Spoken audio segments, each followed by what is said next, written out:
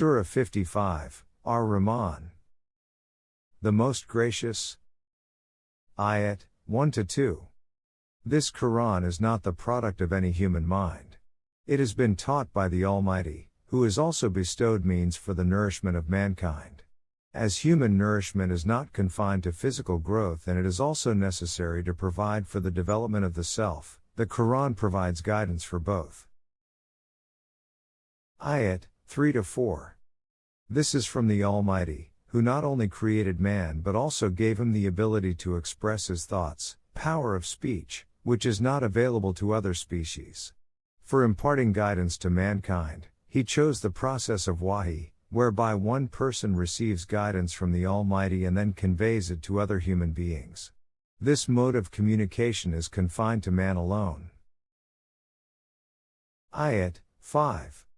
And for human guidance, there are unchangeable laws in the Qur'an, just as there are laws in force in the outer universe according to which, for example, the sun and the moon follow their determined orbits. Ayat 6. And on the earth, everything is subjected to his laws, whether they are large trees or small bushes or shrubs. Ayat 7. Moreover, the divine law according to which he maintains such precise balance, mutual discipline, and order amongst all heavenly bodies placed in the huge outer space has been set in a way that it never changes. Ayat 8. Similarly, the Qur'an was bestowed on human beings for the purpose of order and discipline that is essential, and one should not vary it even a little. Ayat 9. You should thus maintain this balance with fairness and justice, without differentiating between anybody's rights and obligations. Ayat 10-12. The necessity to create scales of justice arose because we have not earmarked for individuals separately the things required for nourishing the human body. For example, the means for producing delicious fruits, date palms with sheathed clusters, grain inside husks, and colorful flowers full of fragrance have been provided for all human beings collectively. We have set the Qur'an as a scale for the distribution of these means so that everyone obtains sustenance according to his needs. If these permanent guiding principles were not given from God and everything was left to the will of men, then the stronger would have collected and retained everything for themselves while the weak would have been deprived of the necessities of life. This is happening in the world wherever the divine laws are being ignored. Ayat 13. This is the divine system according to which sustenance is provided, and guidelines have been given for its distribution amongst human beings. So, O groups of mankind, whether civilized or those living in rural areas, which of the powers and attributes of your Rabb would you deny? Ayat 14. If you want to have an idea of various aspects of his power, think about the creation of your own self, which was initiated out of clay that starts to tinkle when it becomes dry, that is from inanimate matter which had no trace of life whatsoever. Ayat 15. Furthermore, before mankind inhabited the earth, there lived on it a species that could sustain the extremely high temperature that was prevalent at that time. Then only that type of creation could exist. That creation has ceased to exist now and has been replaced by human beings. Ayat 16.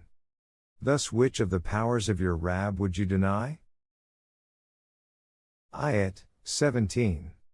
According to this law, the relative movements of the sun and the earth have been determined in a way that the seasons change with the sun's changing avenues and its setting and rising. It can be seen rising and setting between two extreme points, east and west, and he has complete control over this system. Universal Rububiyyah can thus be ensured. Ayat 18. How powerful he is! His law has kept all the huge heavenly bodies under complete discipline, so which of the powers of your Rabb would you deny? Ayat 19-20. Now come down from outer space onto the earth and see the rivers and their flowing waters. At certain points, two different streams of water flow together side by side, and sometimes the two streams of water flow inside the sea. However, it never happens that both these waters join up, as an invisible interstice between them keeps them apart. However, instead of going on their own way, selfish people transgress on the rights of others. It is to stop them that Quranic laws are given. Ayat 21. So will you reflect on which of the powers of your Rabb would you deny? Ayat 22. Out of these rivers, or seas, come pearls and corals. Ayat 23. Which of the bounties of your Rabb would you deny? Ayat 24. And on the surface are high-sailed vessels, floating across the sea like mountains. Ayat 25. Which of the powers of your Rabb would you deny? Ayat 26 to 27. This discipline and order are not of a universe that was created once and for all with no subsequent change ever occurring therein. Everything in the universe undergoes changes all the time, but these have no effect on the divine laws. The laws have been given by that Rabb who is beyond any change and is full of majesty, glory and honor. An inference that can be drawn from here is that every system devised by mankind and every path leading towards it is subject to change. However, the path determined by wahi, which takes you to Allah's sublime Rububiyyah, is not subject to change. Ayat 28. Hence, which of the powers of your Rabb would you deny? Ayat 29.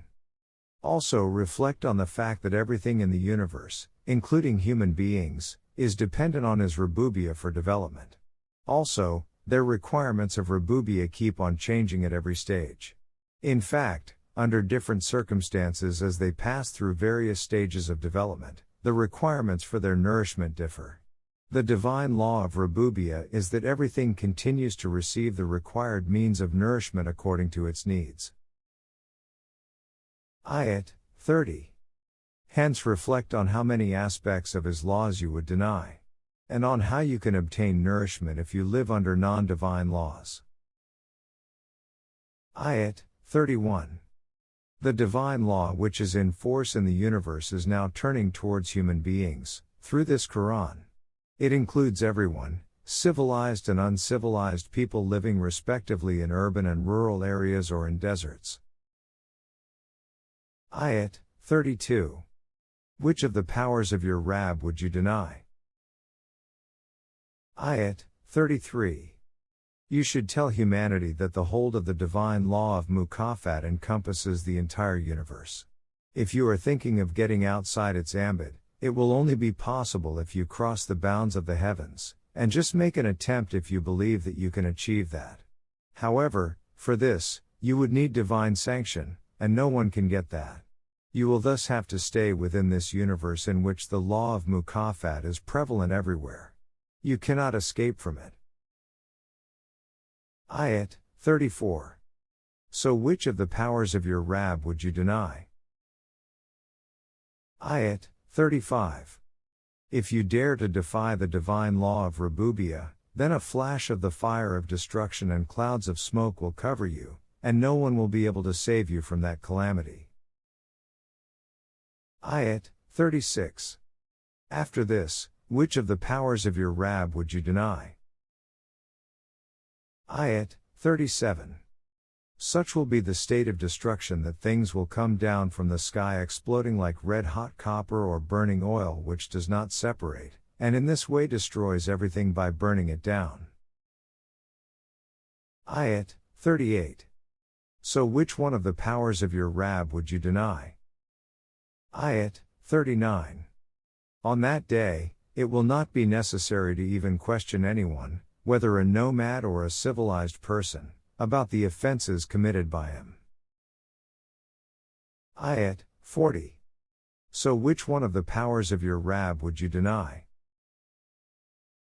Ayat 41. The crimes committed by everyone would be written boldly on their foreheads, and everyone would be recognized from the marks on their faces, which would be the index of the state of their minds. Every bit of their whole being would be evident. Ayat 42. So which one of the powers of your Rabb would you deny? Ayat 43. They would be told, this is the very Jahannam which you denied. Ayat 44. On one side will be the chastisement of fire, while on the other, there will be boiling water, and they will go about in circles between the two. Ayat 45. So after reflecting on these points, say which one of the powers of the law of Mukafat of your Rabb would you deny? Ayat 46. This will be the end of those who rebel against the divine laws. On the other hand, for those who were conscious of the fact that they were accountable for every action of theirs and that nothing would remain unaccounted for, and thus spent their lives avoiding such pitfalls, there will be two yanas. One will be in this world, and the other in the hereafter. Ayat 47. All these comforts and pleasures are also some of his bounties. Now which one of these would you deny? Ayat 48-49. This blissful life of Jannah, in this world and in the hereafter, will be the center of many wonderful arts, crafts, and knowledge. Now which one of the bounties of your Rabb would you deny? Ayat 50-51. Springs will flow in both the places. Abundant means of nourishment will be available to all, like ever-flowing water. Then which of the bounties of your Rabb would you deny? Ayat 52-53. And there will be all kinds of fruits. Which of the bounties of your Rabb would you deny? Ayat 54. The residents of that place will recline on couches and pillows lined with rich brocade of the finest quality. Remember that in their present and future life, in this world and the hereafter, there will be no time gap. These bounties and favors will always be available to them. Life is like a stream, overflowing from here to eternity. Thus, there can be no difference between the present and the future. Those whose self is fully developed live a peaceful life here, and the same condition will apply in the hereafter. The avenues of this worldly Jannah shall extend to the Jannah in the hereafter. Ayat 55. In the light of the above facts, which one of the divine favors and bounties of your Rabb would you deny? Ayat 56. This society will not be for men only, as women will also be there as equal partners. The women shall be an embodiment of piety and chastity. Neither would anyone from amongst the acquaintances or strangers have touched them before marriage, nor would they themselves have cast even a stray glance. Ayat 57. So which of the favors or bounties of your Rabb would you deny? Ayat 58. The best way these women can be described is that, they will be like rubies or corals, neat and clean, kept safe like a glittering pearl because of their character, chastity, grace, and grandeur. Ayat 59. So which one of the bounties of your Rabb would you deny? Ayat 60. In this life, the nature of mutual help and assistance will ensure that no one would have any inadequacy or lose balance. Other people would compensate for any shortcoming and help restore the balance. The balance and beauty in one's personality and society will thus be maintained. No one will ask for any reward for this effort, as the one who successfully restores the balance of others is himself rewarded for his efforts. Ayat 61. So which of the bounties of your Rabb would you deny? Ayat 62. All this will be for those who have been the pioneers in setting up the divine system. Their status and position will certainly be higher.